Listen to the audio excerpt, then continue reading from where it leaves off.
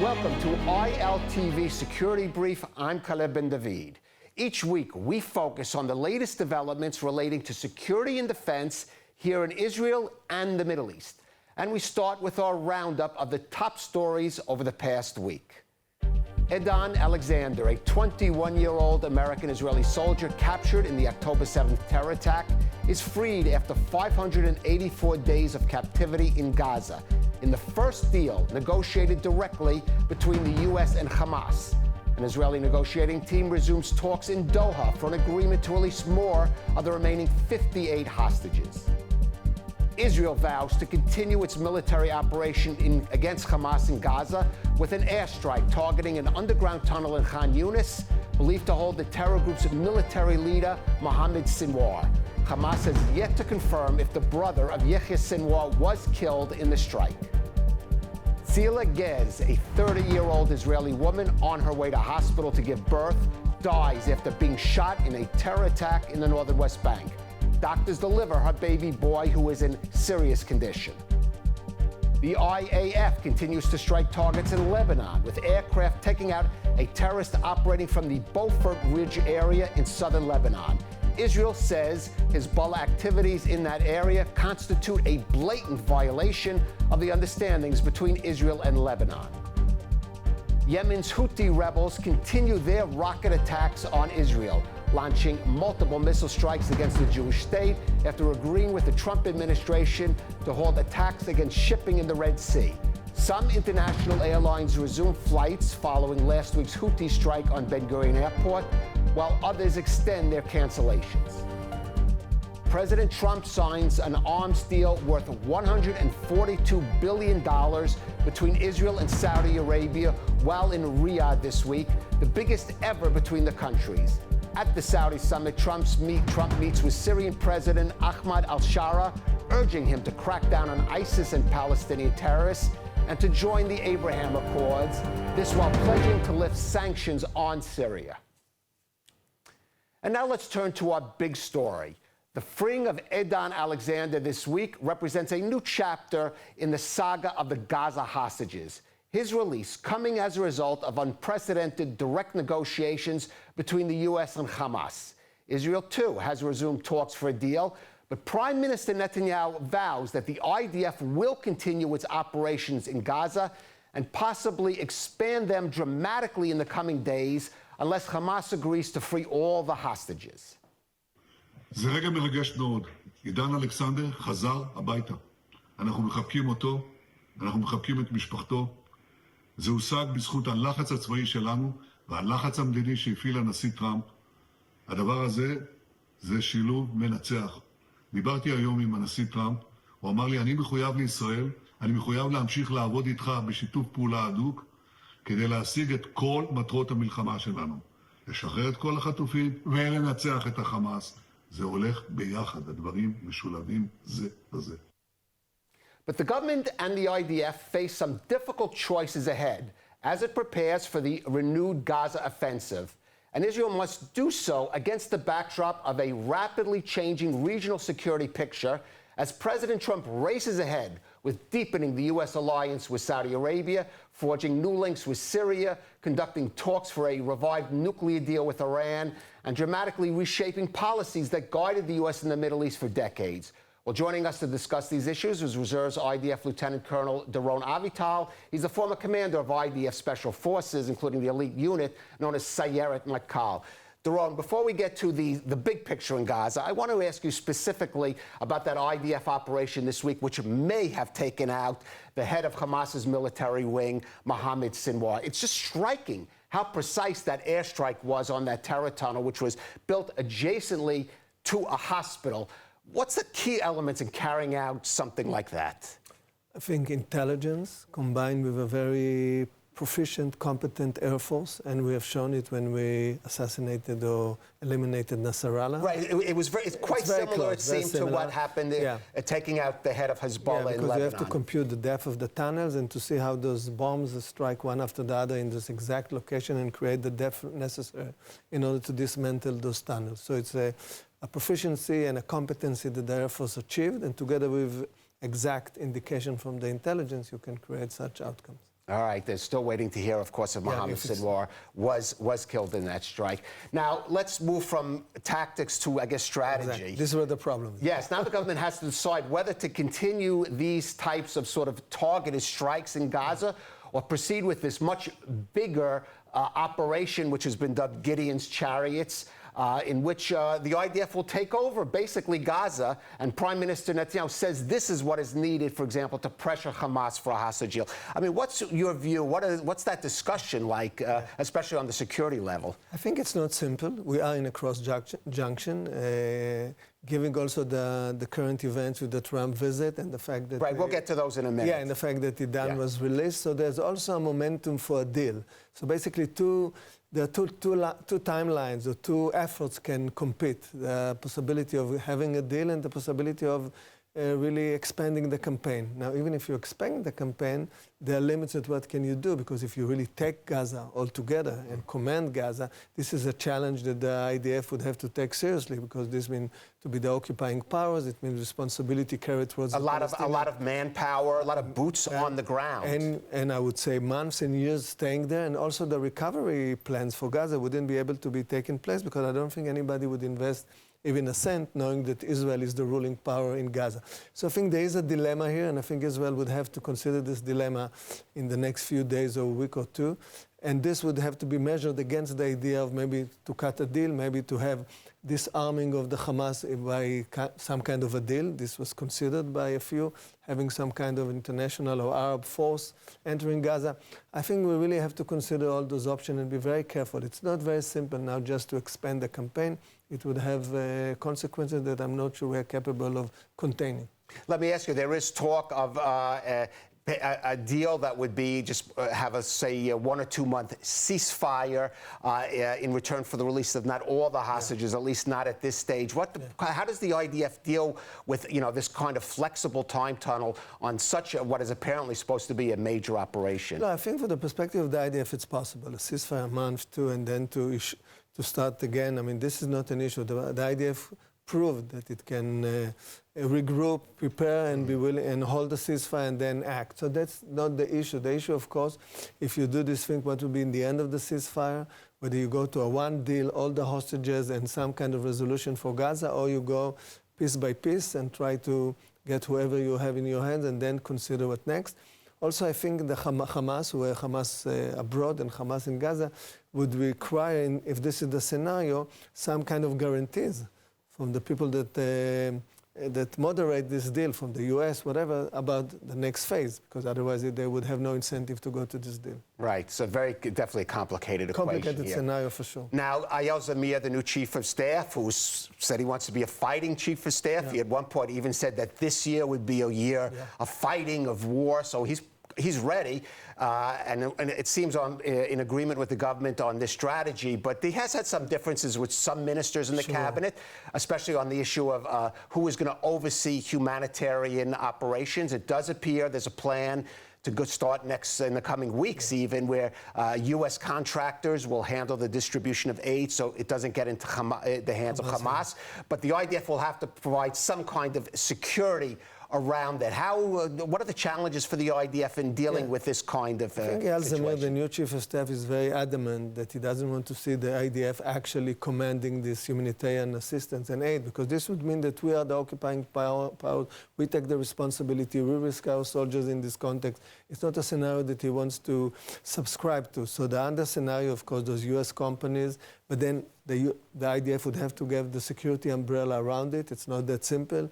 And also how to be in sync, those operations between the IDF, those special U.S. contractors, and also in the end, the people that give the humanitarian aid. This is a big complex logistic and security issue. And I think those decisions would have to be made very close, because the timeline is shortening right now, and the assistance has to arrive to get into the Gazan citizens right now. Right. Okay, so let's now move just from Gaza itself to the bigger picture, and Gaza is a part of that bigger picture, because we have seen these dramatic announcements, in some cases surprise announcements by President Trump involving deepening the alliance with Saudi Arabia, as we reported. It seems like lifting sanctions in Syria and maybe going further. I want to get your sense of you, and we could break it down into components. What kind of, especially security challenges, or opportunities, this may pose to Israel in months and of course years ahead? I think the broader picture, the geometry of the Middle East has shifted dramatically during this visit. I think the deals with Saudi Arabia means that Saudi Arabia would have a powerful technology, powerful weaponry of the U.S., and we have to consider this. Too bad, in the beginning, the milestone was supposed to be also normalization with Saudi Arabia, and we are not part of this deal in terms of what's going on right now. So we have to consider it. I think in the future, we have to work out and try to use it, as you said, an opportunity, and try to really go back to this trajectory of normalization with Saudi Arabia. This can change the Middle East. After all, Saudi Arabia is the guardian of the Arab case or cause in our region. So interesting development. I think the Trump administration wants to see a deal in Gaza. He wants to close the Gaza affair in this context. And I'm sure that jump from that to normalization and maybe some kind of military arrangement in the Middle East that would include Israel and some of these Arab states. And also, in the end, the Saudis are very adamant that we need to have some prospect to the Palestinian case in terms of the territories. They wouldn't go to normalization if there's some kind of an initiative. We have to consider that this is also an issue. Syria.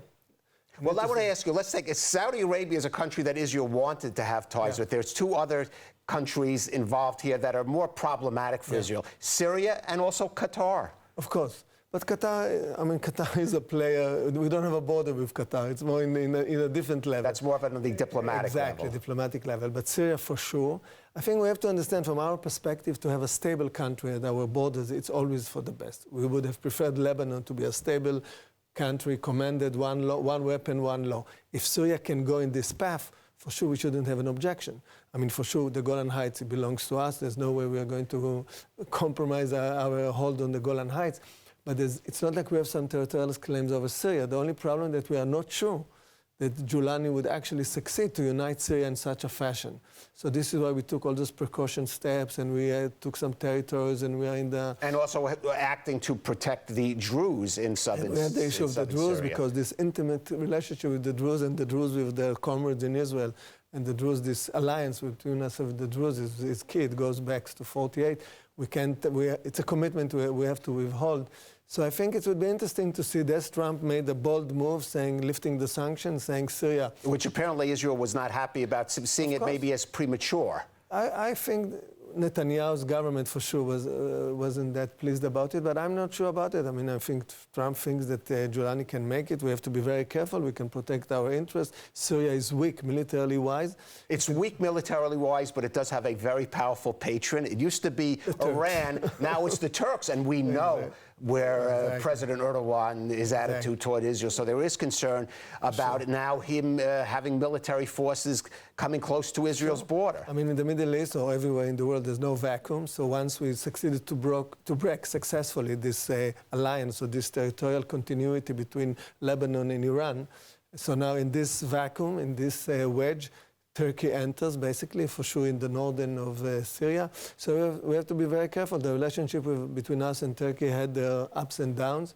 So we have to be mainly very careful. downs in the past. In the last years, very down. But there were a few moments in which things pick up, and there were the times in which Israelis would go to Turkey to vacation, and it was a good. So, and the economy, economical ties. We have to be very careful. But we have to think also globally with our coalition, with the American administration, also with the Europeans. The Middle East is a coalition game, also at war and also in policy making. So we have to be smart and try to take those initiatives and try to work with them and not all the time against them. Right, but one last thing, the IDF has to also look at its planning. Other countries now becoming military powers in the region that weren't before. Exactly. We used to have all the time this technological advantage. Basically, the Middle East, the story of the Middle East wars was always Western technology against Soviet technology. We had the upper hand. Of course, we had the competency of our soldiers, officers, and pilots, but we had also the upper hand technologically, also technology that was emerging within Israel, within our industries. But of course, the Western technology was key here, and now this advantage might be a little bit balanced with these great deals between Saudi Arabia and the US. This is huge amounts of money. There's no comparison. Right. We're doing the money that was invested in Israeli army from the US and this money. Right. So it's interesting. It's a challenge. I trust our IDF, but we have to be smart here. All right, it's a smart IDF and also, of course, government policymakers as well. Doron Avital, thank you for joining us on ILTV's Security Brief. While the war in Gaza may grab more of the headlines, the IDF has been continuing and intensifying Operation Iron Wall, its current offensive against Palestinian terror in Judea and Samaria. Now, this includes IDF forces from the Kfir Brigade operating in Tulkarem, locating and destroying a laboratory containing more than 200 different types of explosives, while fighters from the IDF, Shin Bet, and the Border Police's Yamam counter-terror unit killed Noor Bitawi, the head of the Islamic Jihad terror faction in Jenin, after he was tracked to a house in Nablus that was blown up during his arrest operation. Also last week, ILTV anchor Emily Schrader got the rare opportunity to join an IDF unit on an overnight patrol in the Hebron area to seize weapons and arrest terrorists. Here is part of her report. Behind me on the hill, just a few minutes ago, there were flares. There was a terrorist who ran. So we'll be following the Chativat Yehuda throughout the night in order to see exactly how they carry out such operations, which is something that they're doing literally every single night, I'm told. In addition to that, in this area here in Hebron, which accounts for 60% of the Palestinian economy, there are approximately 80% of the public here who are supporting the residents here who actually support the terrorist organization Hamas. So it's a major stronghold for radicalism here in the West Bank. Now you can watch Emily's full report on ILTV's YouTube channel. But joining us now is our Emily Schrader. And Emily, it looks like it was quite an experience. But before we get to that, we should mention the shooting of Tzila Gez, a pregnant woman, as we mentioned, killed in the northern West Bank on her way to give birth. Because that is, unfortunately, a tragic illustration of exactly why the IDF is stepping up operations like this against terror groups in Judea and Samaria. Absolutely. Well, it's a pleasure to be here. And it, of course, was very, very interesting and telling to see what was going on in Judea and Samaria with these operations. I mean, this is something they've done every single night pretty much since October 7th. And even prior to that, of course, they were doing these operations. But to see it up close, to speak with the soldiers, to understand sort of the mentality going into these operations was something very new. And I think a lot of people don't quite understand, A, how dangerous it is, but B, how dangerous it is also for the soldiers on the ground who are carrying out these operations on a regular basis. Right. And of course, part of the focus is trying to arrest terrorists, stop them, but also just to get after these weapons. And it's really striking seeing, for example, in some of the early reports that we mentioned in Tulkarem, just the amount of weaponry that has been managed to be smuggled into Judea and Samaria over the years, some of it coming through the Jordanian border, some of it supplied presumably by Iran, for sure. Absolutely. I mean, I asked some of the soldiers and the commanders about this problem specifically, and we were in Hebron, South Hebron, which is also a stronghold really of Hamas. But the majority of the operations, as you mentioned, have been in Tulkarem and Jenin, in some of these in northern Samaria area, more so than the Hebron area. But despite that, they said on a daily basis, they're carrying out operations in the Hebron area, in multiple villages, in South Hebron specifically, and they're finding on a regular basis, on a daily basis, they're finding weapons caches, they're confiscating mass stashes of cash that have been hidden very creatively across the homes of Palestinians. And these are homes, of course, where civilians are living. These aren't actual terrorist bases. So again, we see the collusion between civilian areas, civilian targets, and terrorist activities, which really is very sad for the innocent people who are involved. But nonetheless, that is the reality we're dealing with and what these soldiers have to deal with on the ground when it comes to stopping these terror threats. Right. Let's talk about being a soldier on the ground because, you know, we talk so much about the high-tech aspect of warfare now, including in the IDF, which does have it. But at the end of the day, you need those boots on the ground, these soldiers going out in potentially risky situations. I want to ask you how you felt driving through these areas which have been, unfortunately, terror hotbeds there? Well, I have to say, I did actually have the opportunity to report from northern Gaza earlier in the war. So I went also with the army into Gaza. And I have to say, I felt a lot more scared in Judea and Samaria than I did in Gaza. Gaza is pretty much under IDF control. There's not a lot of threat as a journalist embedding and going in with them. Right, you don't have autonomous Palestinian areas as in a way that you do have sort of no-go areas for IDF troops, as you might have, for example, inside the city of Hebron. Exactly. And in this instance, we weren't inside the main part of the city, but just driving from these villages to villages, it's a very different feeling than you have in Gaza because of precisely what you mentioned. These are autonomous or, at the very least, semi-autonomous areas of Palestinian communities that in that particular area, as the commanders told me, 80% of people there, including civilians, support Hamas. So this is a very extremist stronghold area of Judea and Samaria. And as such, it's very stressful. And that's why in the report, if you watch the full thing, you'll see that when we first arrived to the location where they were supposed to make an arrest and do a weapon search,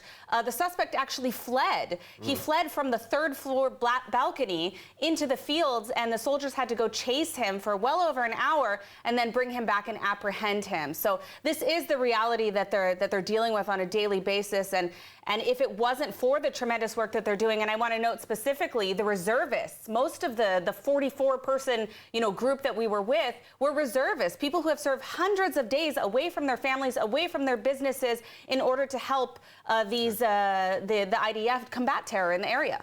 All right. Well, certainly we have to tip our hat or salute to those reservists who are dedicating some of the best years of their lives to defending Israel, be it in Gaza, be it in the northern front, but also there in Judea and Samaria, protecting the Israeli civilians there. Emily Schrader, thank you for joining us. And of course, again, you can see her full report on ILTV's YouTube site. And now a final word. This has been a dramatic week for Israel and the region as a whole. The release of Edan Alexander gave Israelis reason to rejoice, but it also came as a result of unprecedented steps taken by President Trump leading up to and during his visit to Saudi Arabia, Qatar, and the United Arab Emirates. As he did during his first term in office, Trump has shown a willingness to break with the traditional American parameters when it comes to Mideast diplomacy. Then it was such steps as relocating the U.S. Embassy to Jerusalem, recognizing Israeli sovereignty over the Golan Heights, and forging the Abraham Accords, all moves beneficial to Israel. Over the past months, though, he has also approved direct U.S. talks with Hamas, renewed negotiations with Iran on a nuclear deal, vowed to lift sanctions on Syria, and deepened American defense ties with Saudi Arabia. Developments with some significant diplomatic and security consequences for Israel. In order to effectively adapt and respond to these developments, the current Israeli government and those to come, as well as the country's defense establishment, will have to demonstrate creativity, imagination, flexibility, and daring. They must be guided by the enduring principle that Israel must always depend first and foremost on its own capabilities to defend itself. But this must be tempered by the realization that given its limitations, its relatively small size geographically, demographically, and financially, Israel is not and will not be a superpower, even if it may be a nuclear power. Thus, while Israel must continue to develop its own military and its own defense industries to secure itself, that is not enough. The Prussian military analyst Karl von Clausewitz famously described war as diplomacy by other means. But the converse is also true. Thus, Israel's policymakers must also use diplomacy smartly to reinforce old alliances and be creative in forging new ones when those opportunities arise, especially in a regional and global landscape in the process of dramatic transformation. Another old saying is that generals tend to fight the last war rather than the current one, meaning they often depend on tactics and strategies that may have worked in previous conflicts but are now outdated. The same holds true for politicians and other government officials. Let us hope that Israel's leaders have the foresight and wisdom to properly read the changing maps of the new world order that we are quickly entering into, so they can defend and secure the future of the Jewish state in the 21st century. Thank you for joining us on ILTV Security Brief.